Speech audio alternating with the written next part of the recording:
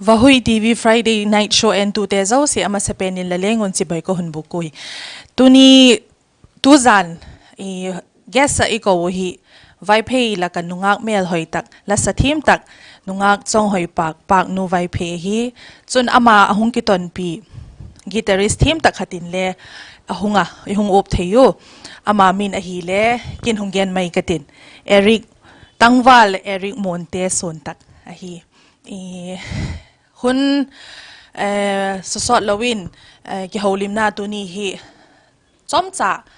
sot lopi nei di hiwa ki holim na kalin le nungak Paknu in le la sak ding hole la hung kising sak ngei ding ka ging cha mo aki kalak la kin le la sak na hole hung umintin la ngai no tak tak hole ngai thak na nei di hiwa tun hun mang sot lawin adang gen tam lawin ki holim na chomcha cholapan ngal ta hi tiu kipa tak zeta mo Paknu Vaiphei TV te in ko hung chil naw hi ngai khok na le hung la hung sulanga tuni hin kine pha lo ke ti mai tiu mo zigola hi program subuting thading ale hop thei ji kon ama sa pen in Vaiphei te minin kipa thula chungin ko hungen ma sa pen hian lang tuni hin to dot ud hi atam te na mo hilele nangle lagi nu le ding hi keun le ke chu mi takahin nang interview bola hung pangleng le mi pite thasika ki holim na nei di hitawa chon mi pite hon le nanga patale hedu to thil tam pi ding hi ama sa pending in la khoi takahi em la hung ki pa na khoi takahi em chon unaw bangza la hiu em mo self introduction kha chomjan le hung nei big thei dim ke le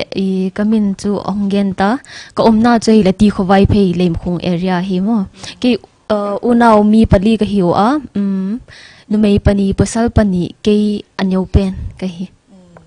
anyo pen ni le to gola hila sa thim khat in sungin anei chu in sungwang phatak zet la yuti cha ka wa genu ta unaw da ka hin nang chau hi la sa la hi em a hi lo le la so pi dang te ho le la sao mem au ma hi chani honggen pi thei dim ke ka u alin pen nu mei mo aman le la asa adang ka u pasal de gel le chu hi le chu la record ti ho cha nei po mo hi le chu sa thei tho ka u alin pen nu chok chu la record nei mo ai le zigo la hi la unaw hi la lam lung lu te la hiu ti ha ki chinga mo ati le nangu unaw hi ti la la sak thi mu hi le lanu la pa a hi la wa hi le la pi la pu ti lam hole la sa cho lo nge ding in gin cha ko ma a kha em kanu chu na sa thei po mo ka pa hin chu sa thei tho hi le ma le la record dik lo ma le hele la lung lut ni la lung lut mi aki chin khop maya la lung lut in sung mi ti cho akhang khati kha hung ki pa son de la hi taw mo ati le la sak ti hi bangti hun vela pata kha hung ki pan la hi em tunai hi em hi lo le kumbang zat la hi vela pata kha hi em azole la sak ti hi la ne wa ki pata hi lung du na hung nei pan la hi em mo hi mi pin le he un nge ding hi so le va gen pik thei dim la sak hi kan ya pat ka lung lu ta mo hi le ke hi ki zanelo in tin mila ka ding thei la group song ti hovel kala pang se ka azo kum 2014 ti ho vela pat hi trio ka hong sawa mo ka loi de to ji chu izing ai le 2014 ai chumo lagen kha 2014 kum jet chu ke hepoi kan newa pa hong sa to ka hi moi le ka hong active na ti le hen mo chu ji lak ho vel thi na ka ti ai le tu la wa gen chu hi le trio la ti mo ai le trio kha bangti kum vela pata khala hong pato hi am le ji kha khotang vel mo khosung vel hi lo le kho king ho vel program ho vel am la ka chungo mo 2016 ADM album ka bolu mo ji kha hi jing ai le album chu pakhat mo pakhat ai le tu hi nang trio ti lawa nang la personal mo la changa album release la bola khata em le lo ai le bolding lung gel la nei ele la sa team la hi mo la sa team khat chu iwa gel hi le album hole hum bolding ti hi mi pi te adi ka fans ti hobang nei ding lei chu ati le mi ho khan chu kinep na khane dio chu album bol le o ti te ho bang ai le itu gol album nang la solo a bowling lung tup la nei khatol dim lung tup thau hi le gen thei lo ma ball dikei ball pong ka le ki te thei lo mo hi la hun dung zui le chu bowling chu ka u the la sakti hi wa kiti mai la hin a society la ka hin la sakti hi profession hi gp hi atoma mo lunglut na zi thanop na zi ka hem ti hi la sak hi atang pi hi mi hi la sate hin a bolo hi chun tu la gen gol khani wa ki pata hung thanop na zi ti vel khamo ile la sak chu tu chu album le la solo a release la bolo hi le zi personal question ti dan de hung hi dinga hi mo nangile no mo sakhel pon na tin hi le aki he ur khat chu la sak hi long bol ma hin sep na lam kai lo la zil na lam kai ai lo la thanop na lam mo la chi pi dang aum kha em la lam hi lo mo la ti lo la profession dang sep na lam ho ti ho adang la nei kha em la zui pi aum kha em zilna chu ka nei pu mo ile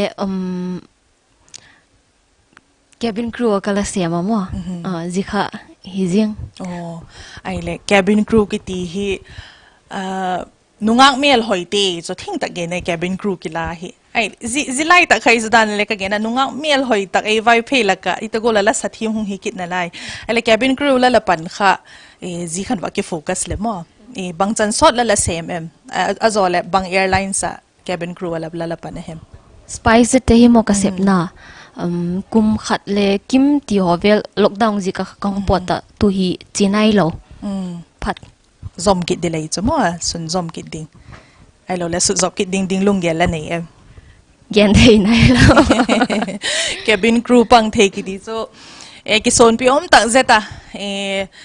ki pa pi la mo la sak mai le hi lo win cabin crew ho le la wak pan thei hi sta gol ki at pi lom khop mai question hi aban na yung chi thadi hi wa hilele guitarist paule khut zau man tan tin mo izi ka chun Paknun ala hung ki sakdan ho in aban banin ngai thak na nei hitino tu hin ama sa pending in la khat lewak sak pi le chun mi pi ten le la ngai yu tan tin mo la khat ngai thak na la nei phot hitiu le ki pak na bukim tilang sang ka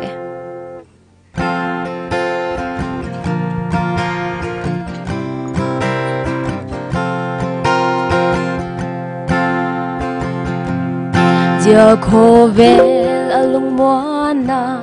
ka hole lung moana kamu puai la pa lo in khô vel lo pina house tak na le pil na te kum tuang lung moana chu ei pia thei pua pa tu nin nang kahun bel hi hut ngon le thiang lo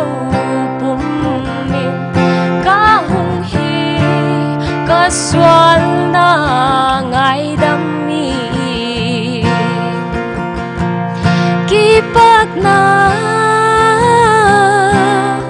ka nei thei